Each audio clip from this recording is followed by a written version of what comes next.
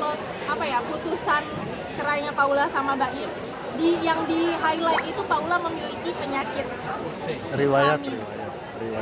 Nah, tapi itu yang upload itu salah satu akun, bukan dari pengadilan sendiri. Nah, Paula bisa melaporkan akun tersebut nggak sih, Bang? Clear. Jadi gini ya. Akta pengadilan itu dalam kategori Undang-Undang 14 2008 tentang keterbukaan informasi publik, kategorinya adalah badan publik. Jadi informasi apapun yang dikeluarkan oleh badan publik itu boleh di-share, tanda kutip ya. Tetapi kalau misalkan badan publiknya adalah badan peradilan dan putusan akte tersebut belum inkrah, maka nggak boleh, Mbak. Nggak boleh siapapun pihak badan publik, badan peradilan tadi memberikan pemberitahuan secara umum mengenai isi dari petikan kutipan pengadilan. Nah, kalau ada, tandanya apa? Ada oknum yang bermain, maka saran saya lakukan upaya hukum. Ini sudah melanggar. Pertama, Undang-Undang Keterbukaan Informasi Publik.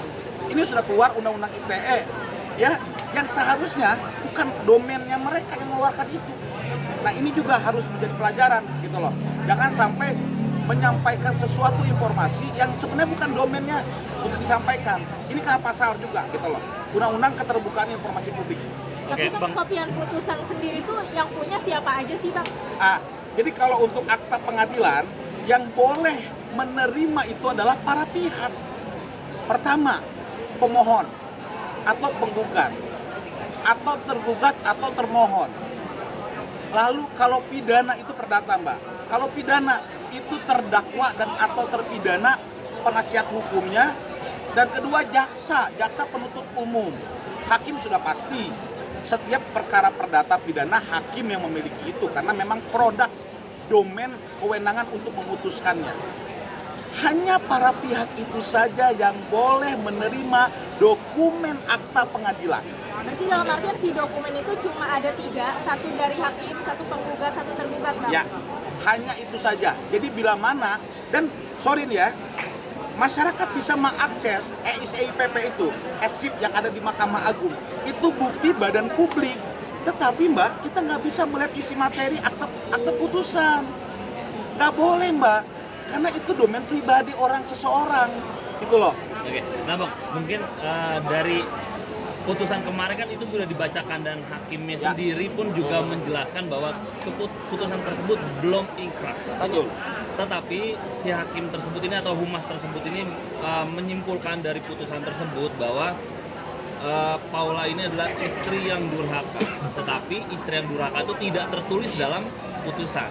Itu hanya kesimpulan dari si hakim tersebut. Apakah kata-kata tersebut juga melanggar aturan dari undang-undang yang ada, Bang?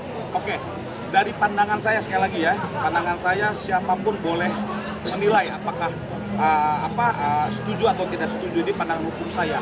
Saya mengacu kepada Undang-Undang Keterbukaan Informasi Publik. Mas, ada di pasal terakhirnya pengecualian bila mana dokumen tadi belum inkrah, maka tidak boleh disampaikan.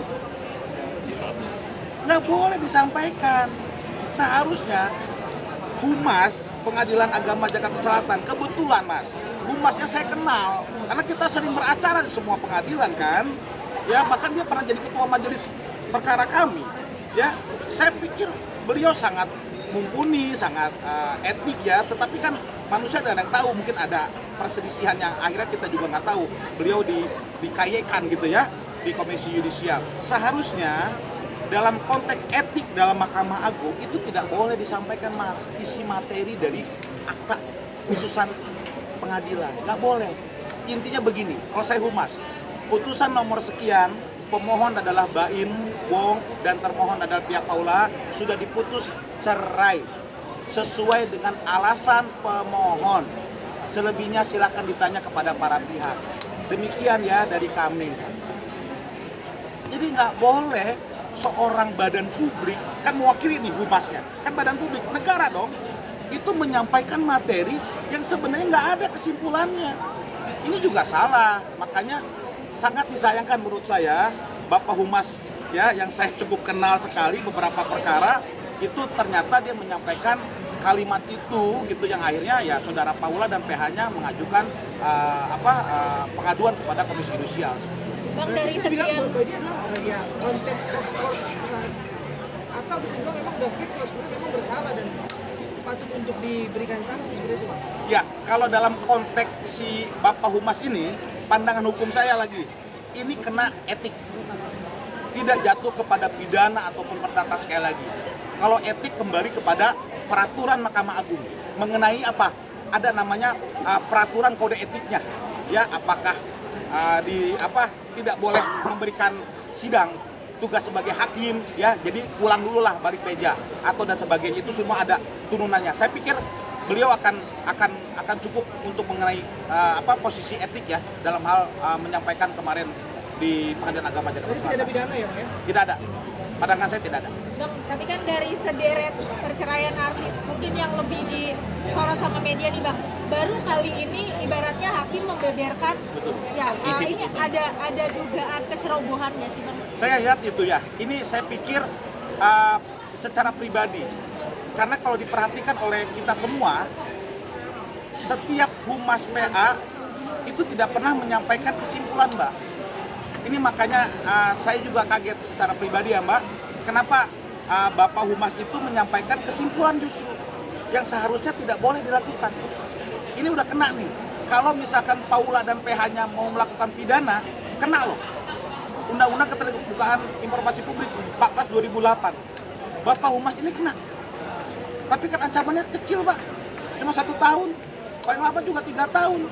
Ya, tidak ada upaya paksa dan itu tidak akan merubah status hakim beliau dan sebagai PNS atau ASN gitu loh. Nggak ada, Pak, karena di bawah 5 tahun. Ini undang-undangnya. Tetapi kan ini shock terapi. Ini jadi pelajaran juga bagi semua pejabat dan atau petugas di Pengadilan Agama Jakarta Selatan. Jangan sampai menyampaikan itu secara terbuka, nggak boleh. Karena kan ini belum inkrah. Ya, ini belum inkrah. Paula belum mengajukan upaya banding. Kita nggak tahu. Tetapi disampaikan seolah-olah Paula itu nusus gitu loh. Apa? Dia itu mendurhakai suaminya. Ini kan dalam konteks hukum Islam, Pak. Ya, kan banyak juga orang tidak memahami. Bahkan mohon maaf loh, pemohon saja ataupun masyarakat tidak tahu fikih munakahat dalam perkawinan Islam itu banyak orang tidak tahu. Dan juga banyak teman-teman saya nih, rekan-rekan saya, itu tidak mengetahui secara dalam soal fikih munakahat dalam perkawinan, apalagi membela si kliennya misalkan dalam perceraian, karena ada beberapa fikihnya dan ini harus dipahami gitu loh. Nah, saya pikir dengan adanya nuyus gitu ya, yang ditetapkan oleh Pengadilan Agama, itu seharusnya tidak disampaikan secara langsung. Itu pandangan saya terkait perkara Paula. Bang, ada dugaan keberat sebelahan nggak sih Bang? Ada dugaan keberat sebelahan nggak sih? Kalau nggak ada bukti kita nggak bisa ngomong, Pak. Cuma kan kalau kami kan tahu semua dalamnya. Cuma kan ada waktunya kami sampaikan, ada waktunya kami tidak sampaikan. Bang, dan itu juga berlaku untuk pengacara ya? Berlaku. Tidak boleh membuka, menjelekkan. Ya. Tapi ada tidak seperti itu, Bang? Ya nggak boleh. Ya, tetap sama. Advokat juga tunduk pada kode etiknya. Kalau saya melanggar sebagai advokat, melanggar kode etik, ya tentunya saya kena dong. Ya, makanya ini harus kita hargain lah dalam konteks yang tepat dan patut gitu. Bang, dalam perceraian itu apabila seorang suami membeberkan keburukan calon istri itu seperti apa, Bang? Mantan. Jadi gini, Mas, kalau dia menyampaikan keburukan atau apa nih? Apa aib ya? Aib mantan istri. Gitu. Istrinya. Ya. Dari pandangan saya nih, kalau dia muslim, Mas, nggak boleh. Dia nggak boleh menyampaikan. Tapi kalau dia muslim, karena ada kaidahnya, Mas. Kita pun tidak boleh menyampaikan keburukan itu orang lain yang dekat dengan kita, bahkan dia ibu dari anak-anak kita. Ya, karena keburukan kita ini ditutup juga oleh keburukan yang lain. Jadi pandangan saya soal yang begini ini seharusnya tidak perlu lagi, Mas. Semua tutup mulut, jangan lagi, apalagi sudah berpisah. Ya, mereka kan ada anak nih misalkan. Ya, jangan sampai orang tuanya ini saling menjelekkan, dan saya pikir ini nggak sangat baik dalam mendidik.